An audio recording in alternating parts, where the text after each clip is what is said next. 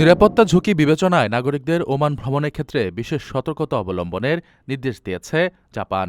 ইরানের পরিস্থিতির দ্রুত অবনতি হওয়ায় ওমান ছাড়াও সংযুক্ত আরব আমিরাত, কাতার ও ইরান ভ্রমণে সতর্কতা জারি করেছে।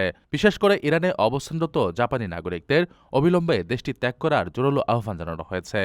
ইরানের জন্য ঝুঁকির মাত্রা বাড়িয়ে সরাসরি 4 পর্যায়ে উন্নীত করা হয়েছে, যা জাপানি নাগরিকদের জন্য দেশটির সর্বোচ্চ স্তরের সতর্কতা।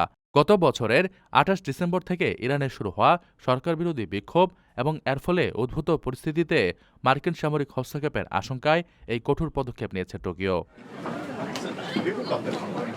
দেশটিতে চলমান ইন্টারনেট বিভ্রাট এবং আন্তর্জাতিক বিমান চলাচলে সীমাবদ্ধতার কথা উল্লেখ করে মন্ত্রণালয় জানিয়েছে, বর্তমানে ইরানে অবস্থান করা জাপানিদের দেরি না করে দ্রুত নিরাপদ স্থানে চলে আসা উচিত। এর আগে ইরানের জন্য সতর্কতার মাত্রা ৩ ছিল, যার অর্থ ছিল দেশটিতে ভ্রমণ বাতিলের পরামর্শ।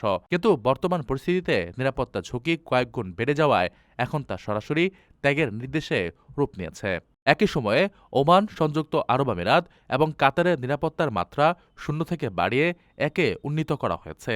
এর আগে এই দেশগুলোকে পর্যটকদের জন্য সম্পূর্ণ নিরাপদ মনে করা হলেও বর্তমানে মধ্যপ্রাচ্যের সামরিক অস্থিতিশীলতা বিবেচনা করে জাপানি পর্যটকদের অত্যন্ত সতর্ক থাকার পরামর্শ দেওয়া হয়েছে। জাপান সরকার আশঙ্কা করছে যে এই অঞ্চলে জাপানি নাগরিকদের অপহরণ বা সন্ত্রাসী হামলার শিকার হওয়ার ঝুঁকি উড়িয়ে দেওয়া যায় না। উদ্ভূত পরিস্থিতিতে যেকোনো সময় বিমান চলাচল বিঘ্নিত বা বাতিল হতে পারে বলে নাগরিকদের নিয়মিত আন্তর্জাতিক সংবাদ পর্যবেক্ষণ এবং ফ্লাইটের খবরাখবর রাখার পরামর্শ দিয়েছে টোকিওর ভ্রমণ সুরক্ষা বিভাগ। প্রবাসীদের জন্য নির্মাণ হচ্ছে দেশের প্রথম স্মার্ট সিটি, যেখানে থাকছে স্কুল, মসজিদ, হাসপাতাল, সুইমিং পুল, হেলিপ্যাড, পাঠাগার, জিম, সুপারমার্কেট, শিশু পার্ক সহ সকল নাগরিক সুবিধা। মাত্র ৩০ লাখ টাকা বিনিয়োগে মিলছে আকর্ষণীয় ফ্ল্যাট। প্লাটিনাম ইনভেস্টরদের জন্য ঢাকা বিমানবন্দরে ভিআইপি প্রোটোকল সুবিধা। বিস্তারিত জানতে যোগাযোগ করুন স্ক্রিনে দেয়া হোয়াটসঅ্যাপ অথবা ইমো নাম্বারে।